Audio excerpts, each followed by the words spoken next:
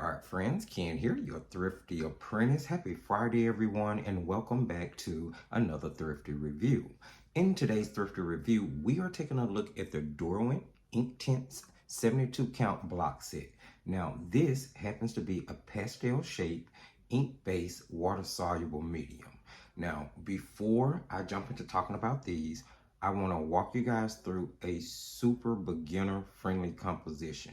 Now, I'm going to be using the Inktense blocks in a really unique way in order to paint this composition, but you feel free to use whatever you would like because this composition has been designed to be multimedia friendly. Let's jump into it. To start off, guys, I'm going to be dividing the paper that I'm working on into 3 sections. Now, this is a 5x7 piece of paper. It is 140 pound, 100% cotton cold press from New York Central Art Supplies. I drew in the horizon line just a tad above 1/3 from the bottom of the paper. And then about 1 inch from that, I drew a second line diagonal to the left side of my paper to divide it up into the 3 sections. Next, I took my pencil and I sketched in a tree, just one, because this was a really simple composition, and then threw a couple of rocks along the beach and along the waterline. At this point, we're ready to jump into painting.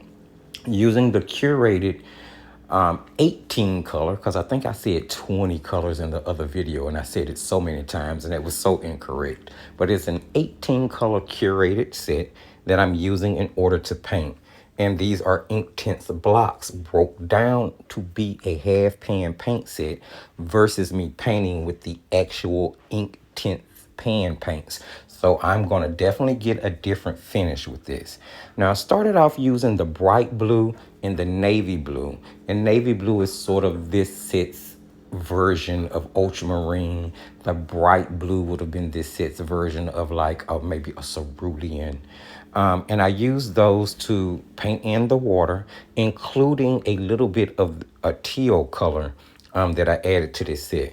As I said earlier, it's curated, so it doesn't have the normal colors in it that I would paint with in just a regular palette if I was putting it together. For the beach itself, I used a little bit of burnt sienna, a little bit of yellow ochre, and I mixed in Van Dyke brown, which is another color I do not use. As a matter of fact, I think this is the first palette I've ever purposely added it to. And I'm just going back and forth with those colors in order to put in the beach. I did make sure that wash was heavy so that I could sprinkle salt in order to try to force some texture. Now, these are Inktense blocks, so they're going to automatically have a little texture in it. They're going to automatically dry with a matte feel. I was just trying to see if the salt would add just a little bit more dimension to that texture. And for the most part, it worked okay. I was sure to take the beach color out into the beginning of the water. I wanted it to look like the beach flowed under the water and the water was kind of coming up on the beach maybe just a little bit. And that worked out okay. Next, I took a little of the yellow ochre, a little of the burnt sienna, darkened it a little bit with the navy blue, and I used it to paint along the right side of the tree, leaving the left side unpainted because that's the side that the light would be reflecting from. I took a wet brush that was clean after painting in the right side and used it to drag that color throughout the rest of the tree, making sure to keep my lights in place so that the tree itself would feel like it was round and start to look like it was pretty whole. Now, that same tree color, I darkened even more with a little bit more of the navy blue, and I used that to paint in the rocks on the beach, around the along the waterline, and then I sprinkled a little bit into the beach area. I mean, it could serve a purpose of being maybe a few obscure rocks, or maybe it's some wet sand, whatever your imagination kind of pushes it to be. It was time to move on to the sky from this point, and instead of wetting the entire sky, I just took my brush and I dabbed wet spots in, and then using the bright blue and the navy blue, I painted the sky in super light. I didn't want to put too much color in it because I definitely wanted you to be able to see what was going on in the midground and the foreground, and I think the lightness in the sky helped create even more distance in the painting, which I was pretty happy with. So here you see me painting in shadows. That is a mixture of the Payne's gray and a little bit of the navy blue. Oh, and by the way, I was using a dagger brush to do all of this. Yeah, I used a dagger brush. Oh, well, not all of it. I used a dagger brush from about 80% of it, and the other 20% I used a number 2 round golden Teclon. So those are the 2 brushes I used. I got that far with the painting and decided, hey, maybe this tree needs a few leaves. So I mixed the green from my lemon yellow and the bright blue that I had been using so I could keep color harmony. And I put just a few leaves on the branches. I don't know, maybe it's autumn, maybe it's fall. And as I started to think along that line, I said, okay, let's make it windy too. So I splattered some of that green in the sky so that it would look like leaves were flying away. And then I painted a few on the ground as well, so it looked like they were falling off. Next, I added birds into the sky, and that pretty much wrapped up this pretty simple, straightforward composition. All right, artsy friends, let's jump into this and try not to make it too long at all. So, we are talking about the Inktense blocks, of course. Now, this is the 72 count 10, very stable 10. The lid is a little thin, but the rest of it seemed to be really substantial to me. It holds the blocks really well. Even if you should happen to turn it upside down, of course I would suggest that you be holding it, and don't make a habit of doing that, but you know, I do believe that the blocks are in there pretty securely. Now the lid itself latches well. It is completely removable to give you access to the blocks. On the inside here, there's a Derwent logo, and I do believe I went through this in the unboxing, if I'm not mistaken. I've already talked about this, but it's just talking about they have a heritage that date back to 1832. Of course, we know that Derwent is a legacy company. They're well known for their pencils. Lately, in their drawing supplies, lately they've become really popular with their Inktense line, which actually has been out for a while, and it's developed into blocks, it's developed into pencils, as well as a pen paint set. Which, speaking of the pen paint set, we're going to get to something that you can do with these blocks shortly. As you can see, each block is pastel shaped. Now I've recolored, I put them in a different color order if I'm not mistaken. Yeah, they came in a different arrangement, but there are 2 trays. The tray itself that the blocks come in is pretty cool. I mean, it's not as flimsy as most trays. And then there's also a foam insert inside each tray that actually holds the actual pastel, as you can see. So they're actually pretty secure. You know, they're trying to make sure that they don't break, although I'm saying holding the pastel, but holding the block. And I say pastel because the shape just kind of takes my mind there. Now there are these little whales on the side of the trays, which I think are meant for you to put your little block pieces in if you should break them off. You can put your little pieces there if you want to, like, use a brush, a wet brush on them, and you're not, you know, don't have a lot of colors out at once. So it's a pretty conveniently designed tin and carrying trays for the blocks themselves, although I do just tend to remove the blocks. Very comprehensive range of colors, and because they are Inktense, they are super bright and super vibrant, especially once water hits them. Now, back in reference to the tin, it had beautiful artwork on the front. I didn't mention that. I really love that. And it does say that these are professional quality, which I personally would have to agree with, although there may be some people who disagree. On the back of the tin, just real quick, it does give all of the necessary information that you need. Let you know that they're made in Britain. They're distributed by the Adco brand, European company. Oxford House. There's a website. Let's see, am I missing anything important? Nothing that we haven't already covered in the unboxing, which I will be sure to link. I'm gonna go ahead and throw those to the side, and we are gonna start taking a look at, you know, the nitty gritty of everything here. So I swatched all 72 of the blocks out, and I did cut them down so that the pages would fit inside the tin with the actual blocks. All of the blocks are numbered, And that number is imprinted on the actual block itself, which I'm grabbing one of them to show you guys. It is imprinted on a block itself. Now, the information on the blocks is going to say England, which is where they're made, Derwent Inktense, the company, the name of the product, and then it gives the number for each of the colors, and as it corresponds to Derwent's color chart on the pastel. Now, it's only on one side, so there's something you need to be aware of. And I'm pointing that out because as you use your blocks, if you want to hang on to the number, you want to start from the end that actually has England imprinted on it. And if you use the blocks to paint directly from with a brush, I would suggest that you hit the sides of the pastel that doesn't have any of the printing on it. Now, I came up, well, it's not a new system. I'm pretty sure other people have done it as well. But what I've done in order to try to offset that is that I've put the blocks in the tin corresponding to the way that I swatch them out. Now, so that I'll know exactly where they should go, starting with, well, actually this tray shouldn't, it's running this, it runs this direction. Right, but I have it worked out so that I know exactly where each of the pastels are without any issue. And of course they're numbered here.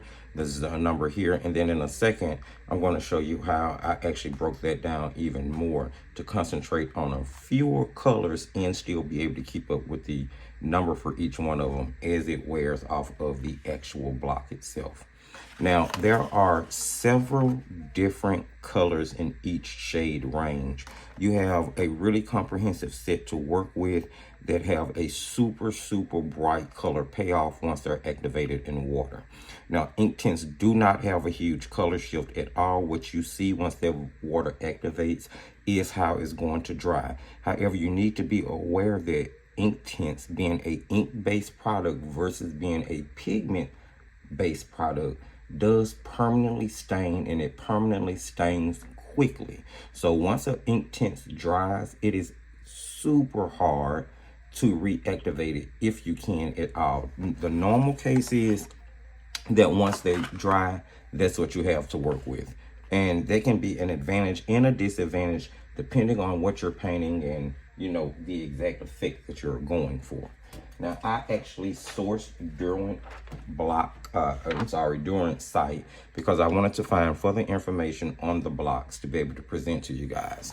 So I was able to find basically a comprehensive ink-like color set chart here, and it's going to give all 72 of the blocks. It gives this color swatch, which I've printed this out, and my printer is running out of ink, so these aren't the most vibrant color swatches, but I always suggest that you swatch out your product yourself. So it really didn't matter to me that these wasn't digitally saturated, so to speak.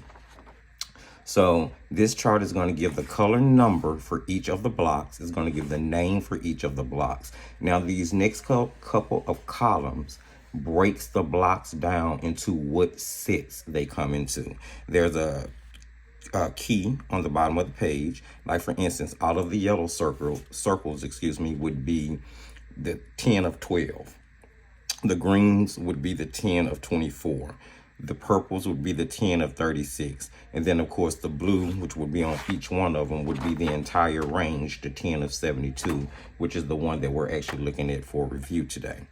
It says, please note that the contents may be substituted at any time with a product equal or superior to the specified. So and I love when companies disclose the fact that there could possibly run a chance that every single 10 may not contain the same thing. Now, I've never really heard of it happening, maybe once or twice in my entire art career, but I like the fact that they do disclose that. Now, this chart, and the reason I went for it, does disclose the light fast ratings for the Inktense blocks. Now, there aren't any pigment numbers, and I assume that there's no pigment numbers disclosed because this product is more, or is strictly advertised as a ink-based product. So I don't guess you would really be looking for pigment numbers with that. However, they did disclose the light fast ratings, which is super, super helpful, but you do have to go to the website to find them. Those ratings are not included in the actual packaging for the blocks. So basically what we have here is letting us know that the light fast ratings for the blocks, 3 or 4 is fair to moderate, 5 or 6 is good to very good, 7 or 8 is excellent, and then V equals vegan friendly. What is really funny about this is that this particular range, every single block is vegan friendly, and every single block for the most part carries a 7 or 8 rating, which is excellent. There are a very few that say, let me see, there's one that says 6, 7, which would fall into very good, excellent. One that says 5, 6, which is very good. And there's one that says 4, 5, which would be fair, moderate, into good. That's one of the deeper red colors there. But for the most part, 98% of the entire range has a excellent light fast rating, which I think is absolutely superb.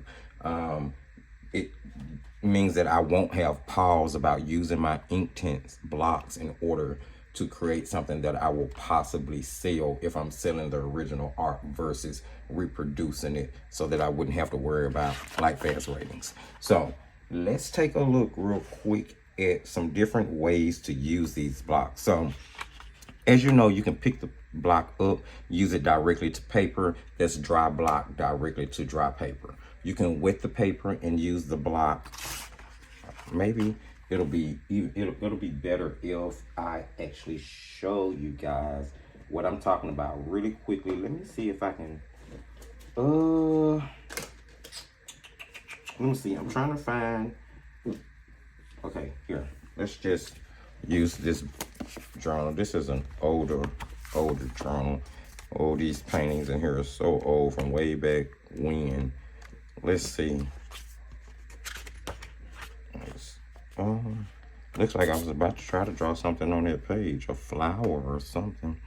But we'll use this page here. So let's just pick a block up. So you can use the block directly to dry paper, of course, like so. And then you would use your brush to wet it to activate the color. And once it dries, then of course it would dry down and become permanent. So this is one way to use it, probably the most common way. All right. Then of course you can actually use the dry pastel or the dry block on wet paper. So we're going to wet the paper there. And then I'm going to create marks in it like so. Okay. Now doing it that way does with the pastel. So if you're using them directly out of the carrying case, what I do whenever I use that technique and wet it, I'll flip that wet side over and just sit it up at the top of my tin and giving it time to dry, but I still don't lose the place that I have it there. So this is just a little tip, right? So the other way you can use them is you can actually take a brush and paint directly from the pastel, like so. There we go. And I'm just showing you guys how you can, different ways you can use them, right? Love that, love that, love that, love that technique. I use that technique a lot. Now you can actually take the pastel and scribble it on paper, like a little makeshift palette. And you can wet that to get a puddle to paint with, and then pick that up and take it over to the paper and actually paint with it, right? So here we have a little scrap piece of, we're pretending this is a scrap piece of paper, and we put down some of that color and we've made a puddle of color, and now we're picking it up off of our scratch paper, we're bringing it over here to our main paper, and we are painting, right? Cool. Different way to use them as well, right? Okay. We talked about directly from the pastel already. All right, so there's a couple of ways. You got directly with dry on dry. You got dry on wet there. You have painting directly from the pastel with a brush. You have using a scratch piece of paper to make like a makeshift palette, sort of like you would do with watercolor pencils, and then wetting that spot and using it to paint what you need to paint. All right, now let me show you guys my favorite technique, and I'm just, you know, giving you different variations of ways, showing you how versatile they actually are. I'm gonna just drop that back in, and I'm gonna close that up real quick. All right, and then we are going to take a look at my favorite way to use them.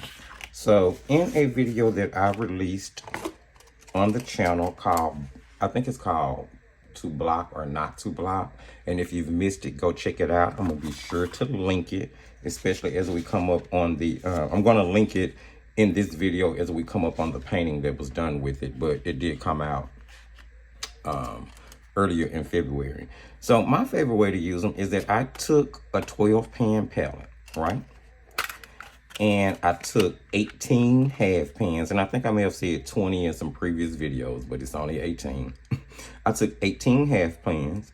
I went through the 72 blocks, and I chose 18 colors that I feel work together really well, would blend and combine with each other, would kind of offset and complement each other. And I did try to use colors that I do not normally put in a palette that I would put together, or a standard 12 pan or, you know, 18 color palette, because they all tend to have the same colors in them to some certain extent.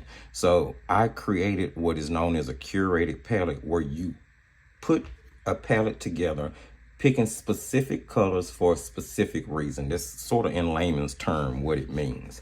And here are those 18 colors.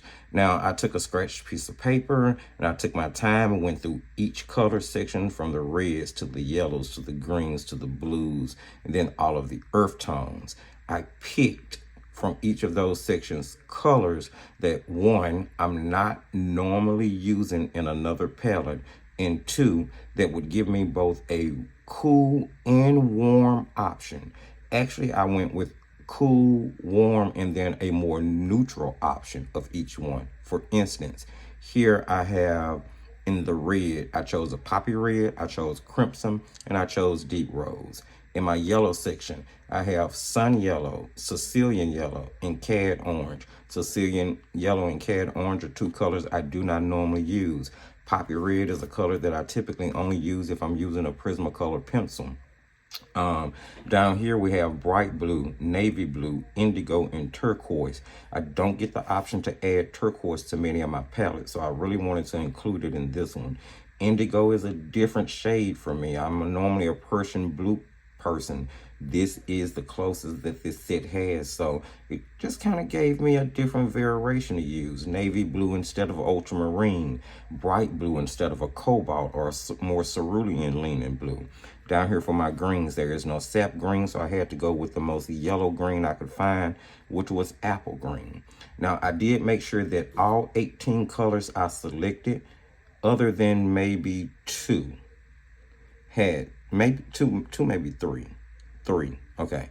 So of 18 colors, only 3 of them have a light fast rating below 7.8, which is excellent. I have the crimson, which has a star rating of 5.6, making it very good. Very good. Let's see here. This palette includes Thistle, which is a purple violet color, which has a 6.7 star rating, going between very good and excellent. Is that I think those were those the only two? 5, 6, 6, 7. Okay, so only 2 of them were below. No, there's the other one, mustard. I'm sorry, mustard, which is more of the yellow ochre leaning color that I have in this palette.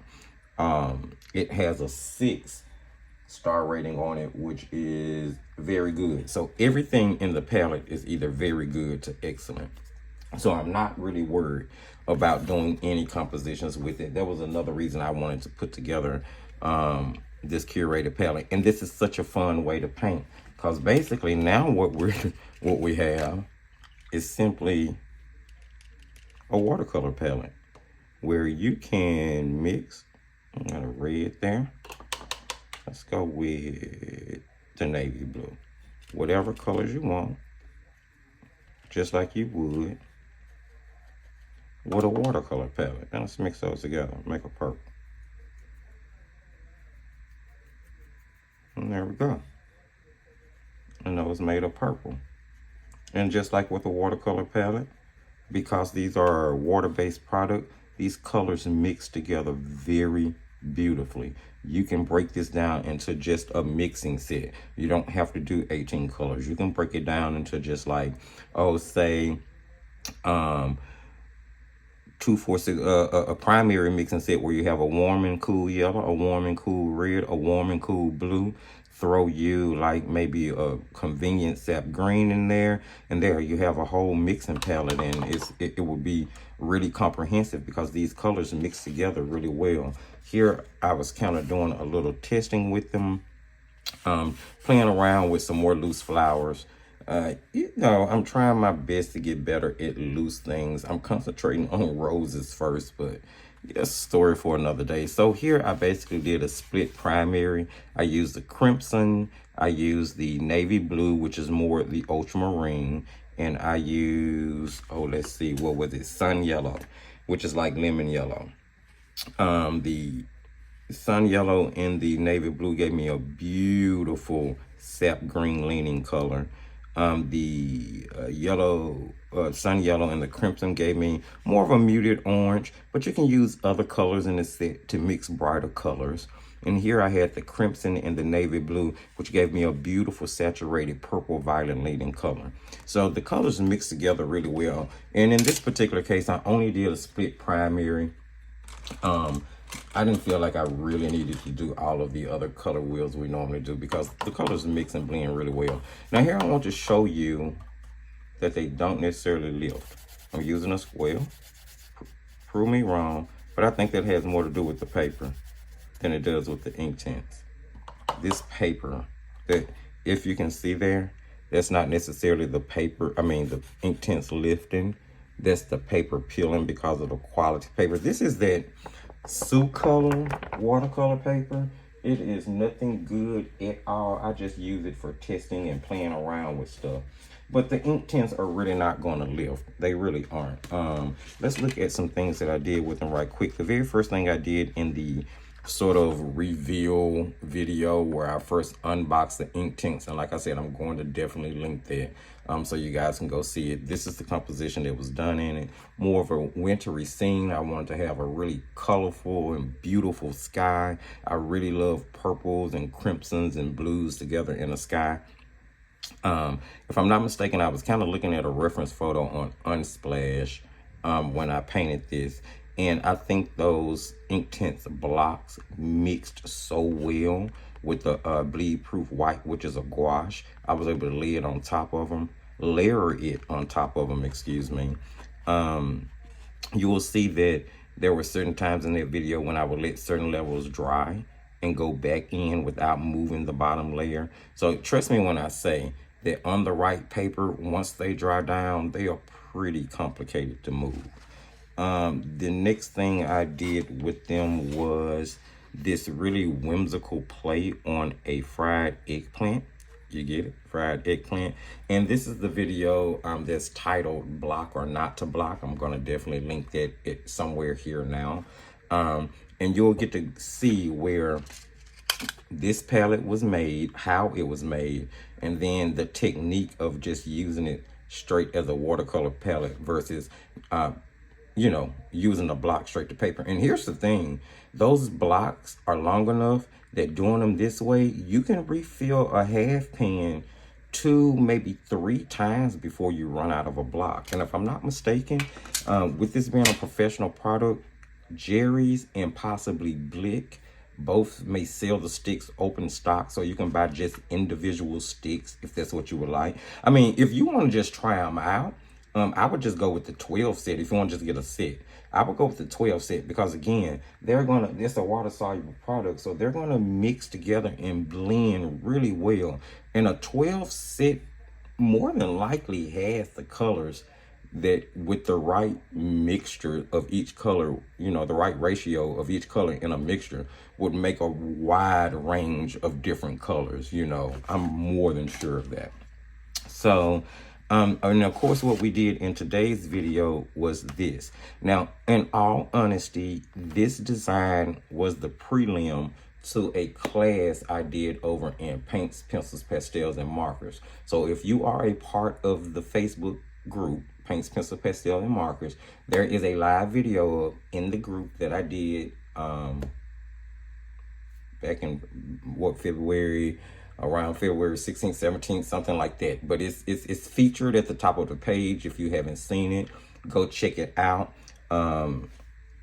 This design was turned into this painting. Now, I actually used in that video, because it was a beginner painting and it was the very first live painting done in that group. And I used the Ario watercolors, which is Studio Watercolors, which is just a spin-off of the Phoenix watercolors. But I used the Inktense to actually design the first preliminary sketch in this video.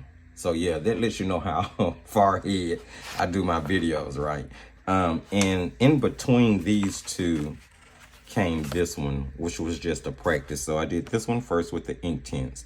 I did this one second with the watercolors in order to get a feel for what the watercolors would work like before I jumped on live. And then when I got on live, this is the one that we do. So there is this class up in the group. If you're a part of the group, it's free. You can go check it out. I'll walk you through every single detail, and I try to explain every single thing that we're doing so that you can get through that and hopefully have fun. And it all started with the blocks and doing this particular composition that we painted in this video today. So, am I forgetting anything I wanted to say about these blocks?